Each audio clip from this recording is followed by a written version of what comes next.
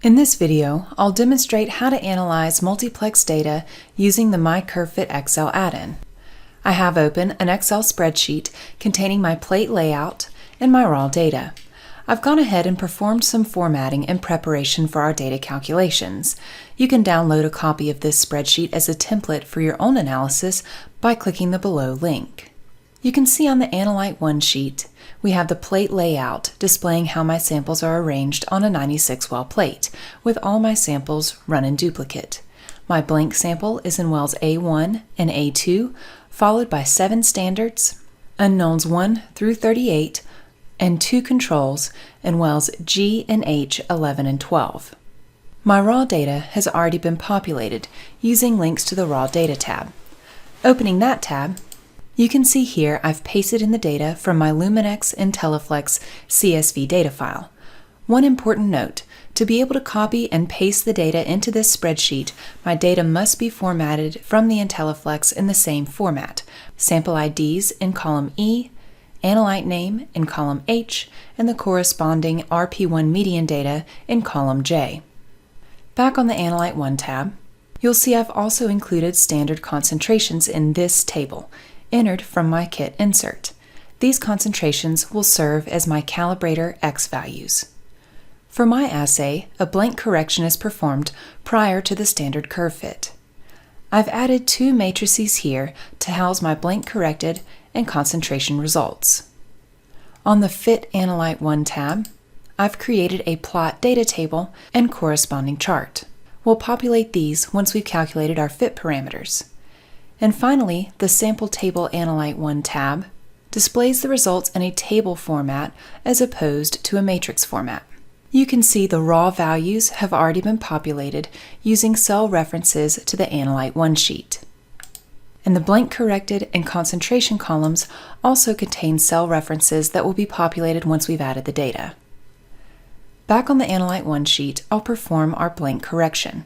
Our blank samples are contained in wells A1 and A2. I'd like to subtract the average of these wells from all others on my plate. So I'll enter the formula by typing equals, selecting the corresponding raw value, and subtracting the average of the blank sample wells.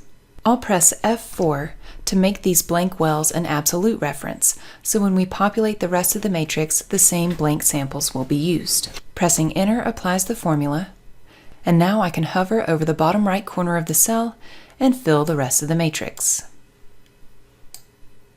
The blank corrected values will be used as the Y values for my standard curve fit. So I'll go to my standard table and calculate the average of each standard to be used in the 4PL fit equation to calculate my parameters. I'll enter equals and take the average of the corresponding blank corrected wells. So for standard 1, that's B1 and B2. Again, dragging the formula down to fill the remaining standards. Now we can calculate our 4PL fit parameters. I've added a table here to house our results. So I'll select these 4 cells to house my parameters, an additional cell to display the R-squared, and another column to display the headers. I'll type equals and start typing MyCurveFit. For this assay, I'd like to use a 4PL fit, so I'll make that selection from the available options. I'll highlight the X values or concentrations, followed by the Y values or blank corrected data, and press Ctrl-Shift-Enter to apply the formula. Once we've calculated our curve fit parameters, we can now calculate the sample concentrations.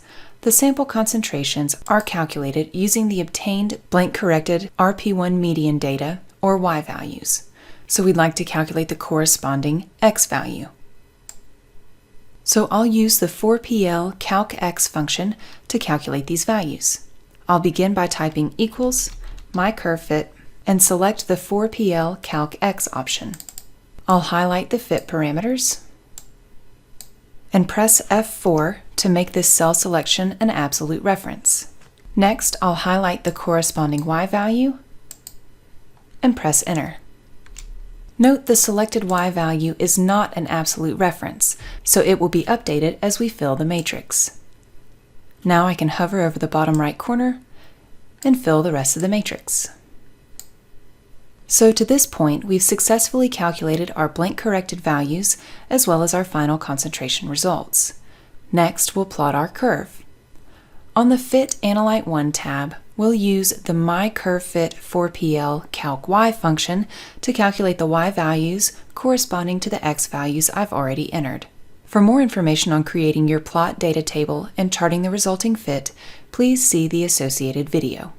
Briefly, I'll enter an equals sign, type MyCurveFit, and select the 4PL Calc Y option. I'll go back to the Analyte 1 tab, highlight the 4 parameters, pressing F4 to denote this selection as an absolute reference, and then select the corresponding X value. Pressing Enter applies the formula. I'll drag down to fill the plot data table and populate the pre-configured chart. So here you can see our data plotted on the chart. Typically, for sigmoidal multiplex curve fits, the data is presented on semi-long axes. So here, the x-axis shows a logarithmic scale. You can specify linear or logarithmic axes by right-clicking on the axis, selecting Format Axis, and toggling the Logarithmic Scale checkbox. Finally, on our Sample Table Analyte 1 tab, you can see because we've already added the cell references, the sample table has been updated to display the results. To demonstrate how to add these cell references, I'll remove the data for Control 2. So let's go ahead and add those references now.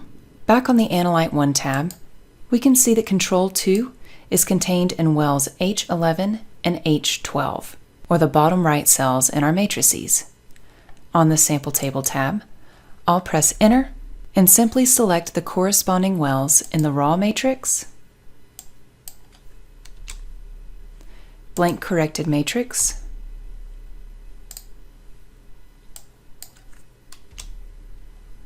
and concentration matrix.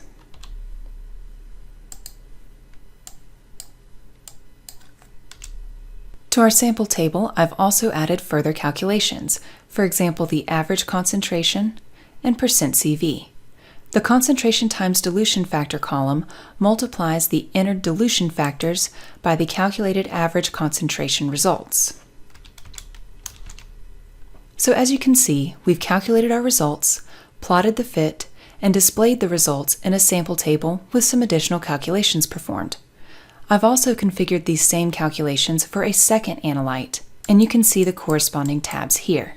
One showing the raw data, blank corrected values, and concentration values, our Fit tab, as well as the Sample Table tab. Looking back at our raw data, we have several columns highlighted in yellow. As I mentioned earlier, the Luminex Intelliflex CSV data file can be copied and pasted directly into this spreadsheet for analysis. The Sample ID column is used to populate our sample table. The analyte name is used to populate the header for the analyte sheets, the header for the sample table, as well as the curve chart title. The RP1 median columns are used to populate the raw data matrices on the Analyte tab. This is the data that we used in additional calculations. So to ensure the data is calculated correctly, the data we're copying and pasting onto this tab needs to follow the same format. I have another data file that follows the same export format. Opening the file, we can see the same data is contained in the same columns: sample ID, analyte name, and median values. To analyze this data set, I'll select the entire sheet, copy, and paste it into our Raw Data tab. Looking at our results, we can see the data has been updated, our chart has been updated, as well as our sample table.